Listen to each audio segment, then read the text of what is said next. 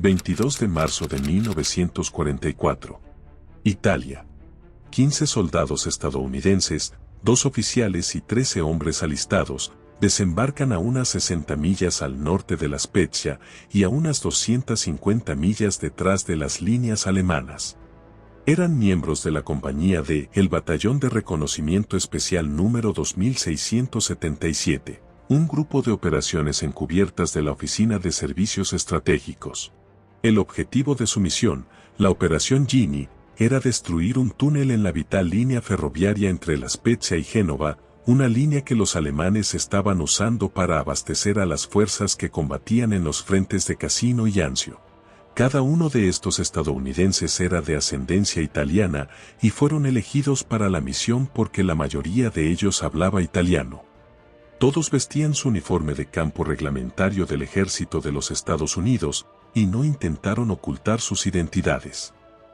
Estuvieron en el suelo durante aproximadamente un día y medio antes de que una patrulla de milicianos italianos y soldados alemanes descubrieran su identidad. Se produjo un breve tiroteo y los estadounidenses, superados en número, se rindieron. Fueron llevados a La Spezia y confinados cerca de la sede de la 135ª Brigada Fortaleza del Ejército Alemán.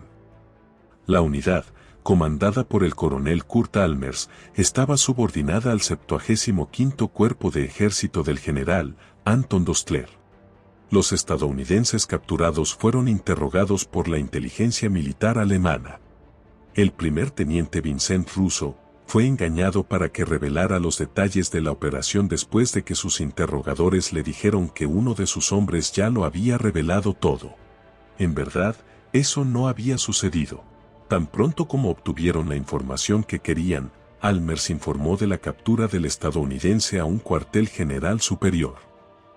Al día siguiente, 25 de marzo, la brigada recibió un telegrama que decía: los estadounidenses capturados serán fusilados de inmediato.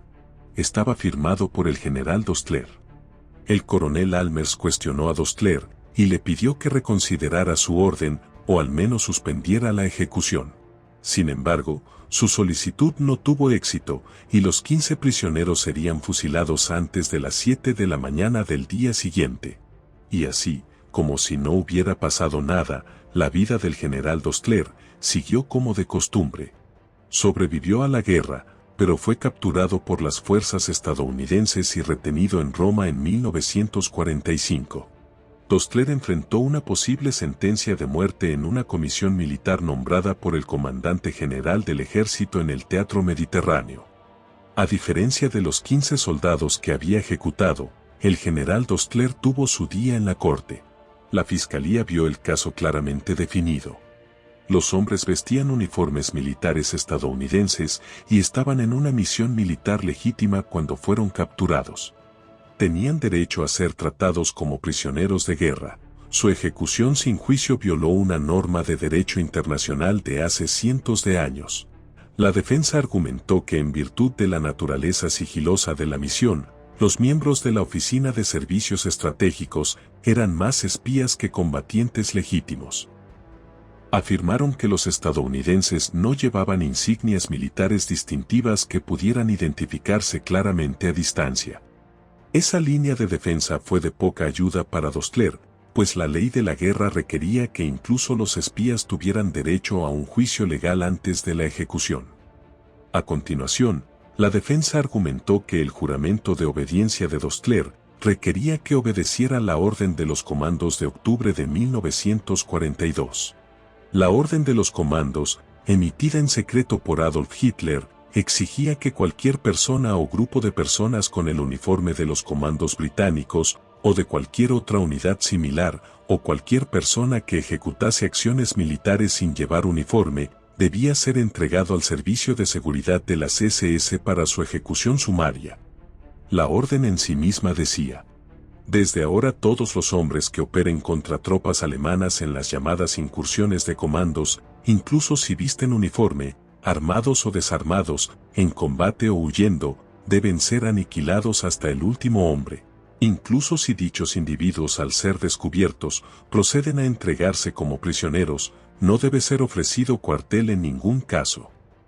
Dostler declaró que no tenía más remedio que ordenar la ejecución, pues los estadounidenses habían sido capturados mientras realizaban una redada de comando.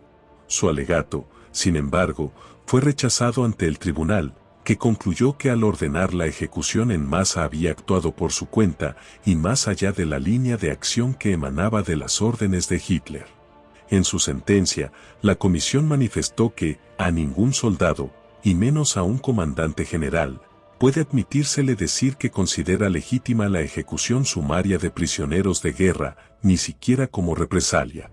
El 12 de octubre de 1945, después de un juicio de 4 días, la comisión militar declaró culpable a Anton Dostler.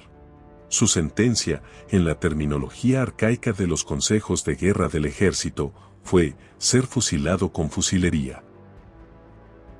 50 días después, se cumplió su sentencia.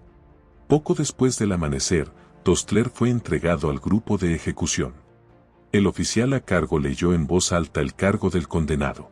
A Dostler se le concedió un breve momento con un capellán católico romano. 3 soldados procedieron a atar al general a un poste con los brazos a la espalda. Se colocó una capucha negra sobre su cabeza y un oficial médico colocó un objetivo blanco de 10 centímetros sobre el corazón de Dostler. Desde una distancia de 50 pies del prisionero, el grupo de fusilamiento tomó sus posiciones. El oficial a cargo dio la orden de disparar y Anton Dostler desapareció de este mundo.